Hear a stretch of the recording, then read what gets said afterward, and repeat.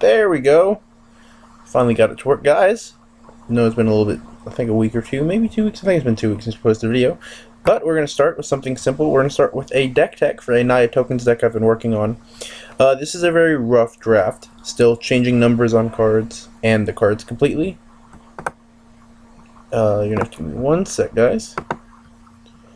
Well, here we are again. Anyway, a Naya tokens deck I've been working on. The numbers are certainly not perfect. I'm changing things around constantly with the deck, trying to figure out what I like. But the main point of the deck is our 2 drops. We're going to make a bunch of tokens and then make them really big and kill them. It's the point of tokens deck in general. This deck is no exception. We have 4 Raise the Alarm, 4 Dragon Fodder as our main way to make tokens. Normally going to be good enough. There's also, in the online version, I've yet to put them in my paper version, but with the online version, there's Seeker of the Way. Just because I keep running into aggro decks and paper, I'm sideboarding the 4. But they've been pretty good online. The prowess on them matters a lot. The lifelink also matters a lot, especially in aggro meta. Like Magic Online seems to be a lot when I play it anyway. And then there's 4 Rattle Mystic, 4 Sylvan Curated, just to help us accelerate into our things like Dictative Heliod and Crater's Claws, Secure the Waste for bigger numbers. There's our other token maker all the way over there. 2 Courser of Crewfix. The card's just super good. It's definitely shown that in its standard and modern play, as it has seen some modern play. This card is certainly no exception on the power level, worth playing. 2/4 for 3 that just helps you draw some lands off the top of your library. 1 Spear of Heliod makes all our tokens better. Makes Sylvan Curated, Course of Crewfix, Secret Way, makes them all a little bit bigger, as well as acting as a removal spell on a stick. As you can see, there's decks pretty light on interaction with the opponent, so even a removal spell like this is worth having, though they do get to hit you first. 2 Outpost Siege and 1 Chandra. Chandra acting as the 3rd Outpost Siege. Easier to interact with from Hero Downfall decks, but if they're not playing Hero's Downfall, the Faltering can matter a lot, and the card draw can matter a lot. This is the card I am not sold on yet. I've been testing it. It's 2 Citadel Siege. The cons mode on it is the normal mode I'd like to use, putting 2+1 counters on a creature you control at the beginning of your combat, or you can choose dragons at the beginning of your opponent's combat. You get to tap one of their creatures.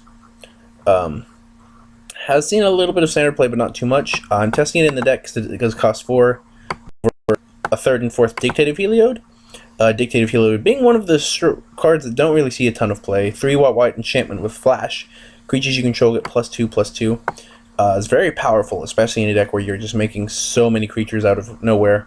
There will be games where you go turn 2 Mandork, turn 3 Dragon Fodder, end step Raise the Alarm, untap Dictative Heliod, and from there you just win the game. I have done that once or twice. It's always fun. There's also, in the online version, because I don't have them yet, there's 2 Shamanic Revelations. In paper, I'm playing with Shaman of the Great Hunt, trying to decide which one I like. Shaman of the Great Hunt, certainly worse in a field full of Wild Slashes if Dictative Heliod or Spear of Heliod are not already in play. But it can also make all your tokens very big very quickly while still being a source to draw cards. So I'm just trying to figure out which one I like right now. This card gives you the cards immediately. But it is also worse if you don't have any creatures. Shaman of the Great Hunt can be good on its own and draw cards if there's nothing else going on. Though for 4 mana a turn, it is a bit expensive, but you do what you need to do.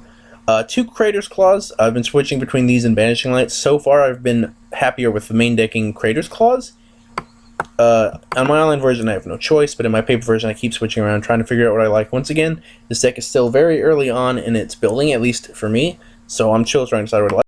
And there to probably the best card in the main deck anyway is 2 Secure the Waste, white X. You get X/1/1 white warriors at instant speed. So if you have a Dictative Heliod, your opponent might think you have Raised the Alarm, but if you just like Secure the Waste for 5, you just made 10 power. No, it's a lot more than that. It's 15 power. Yeah, 15 power just for 6 mana out of nowhere at your opponent's end step, and most people won't be able to handle that. Now I have been fortunate not running into a ton of Bile Blight Drowned Starter decks, but it's also been unfortunate because I'm not entirely sure how that matchup's supposed to be. But everything else other than Jeskai Ascendancy combo has actually been pretty good for this matchup, even control matchups, which I wasn't expecting. This is a really just kind of thrown together sideboard, still trying to figure out the sideboard cards I need. I need another sideboard card. I'm sure we'll figure that out later.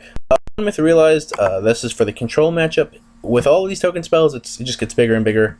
But those decks, and even the Abzan decks, are mainly going to be killing you by playing Bile Blights, Drowned in Sorrows, or Wraths as their main way to beat you. Myth Realized is one of those threats, just going to be really hard for them to answer, and gets bigger with each spell you play. Wild Slash is for the, and Twin Bolt for the aggro matchup, as well as Barrage Boulders for the mono red heroic, like the Chrome Crusader, Monastery Swift Spear, all the X1 deck. This is very good against that kind of strategy because you will be able to just kill most of their creatures. The Naturalize is for the one card in Standard that we can't beat, and that is Virulent Plague. That card is very hard for this deck to beat. It is a 3-mana enchantment. Your all token creatures get -2/-2. In a deck like this, it's going to be a big problem to beat, and since I lack most of the online cards I need currently, this is what we're going to go with instead of a card like Deicide or Destructive Overview like I'd like to have. The Prophetic Flame Speaker. Ooh. Prophetic Flame Speaker is being tested as kind of like another Outpost Siege. Okay, I don't know what Moto on Magic Online is doing. He's Double Strike Trample, and whenever he hits, you exile top card, and you may play the top card until the end of this turn. So it's a lot like Outpost Siege or Chandra 0. You get to exile your card and then cast it. This does it twice, though. Red is probably very hard on the mana base, though, so it might end up getting cut. But with our Citadel Sieges, Sphere of Heliodes, and Dictate of Heliode, he can get extremely powerful. It might be correct that he should just be something along the lines of a Heliode. As you see when I get the paper cards together, the sideboard in paper is going to be very different from this, as I actually have all the cards I need.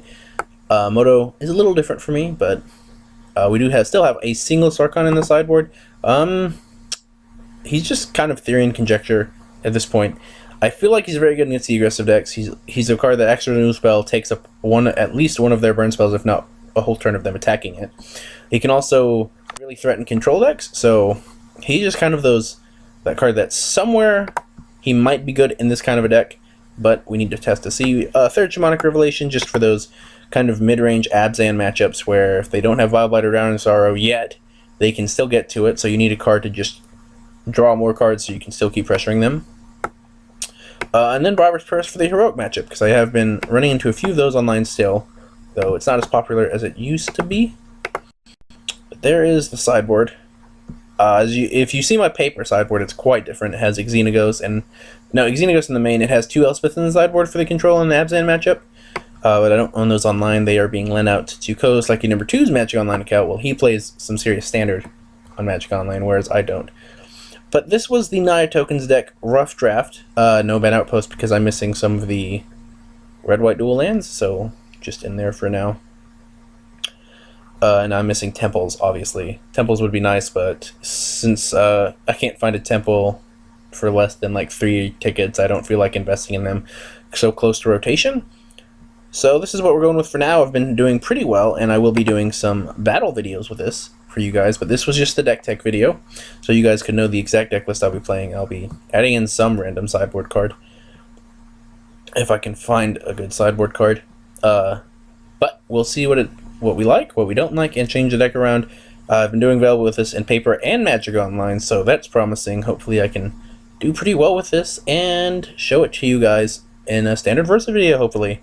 So we'll see how that happens. If anyway, guys, that was all for this episode. You can find me in all the places that will be below in the description. Twitter is @PearsallsBlog. If anyone doesn't want to read the description, just hear me say it. It's Twitter @PearsallsBlog. You can find my articles on mtgbrodeals.com. You can find my... change the scene for you guys, so you guys just... Nope, it's awful. Go back to this. You can find my articles on mtgbrodeals.com. You can email me and co-host like number 2 at pearsallsblog@yahoo.com. And then one more thing, YouTube, which you'll be watching this, so that's not it. It's Twitch. We do stream every once in a while. Twitch.tv/Pearsall01, as I have yet to learn how to change my channel name. Stuck with Pearsall01 because that was my username. So that's all for this episode, guys. We will start doing deck techs for any online videos we do if we haven't done a deck tech for the deck already. So you guys will know what we're doing exactly. Or unless we've done a paper deck tech for the same deck that we're playing online, like my Modern Mardu deck. There's a paper deck tech for that. Anyway, rambling has gone on long enough. I'll see you guys when we actually get to jam some standard games with this. Bye, guys!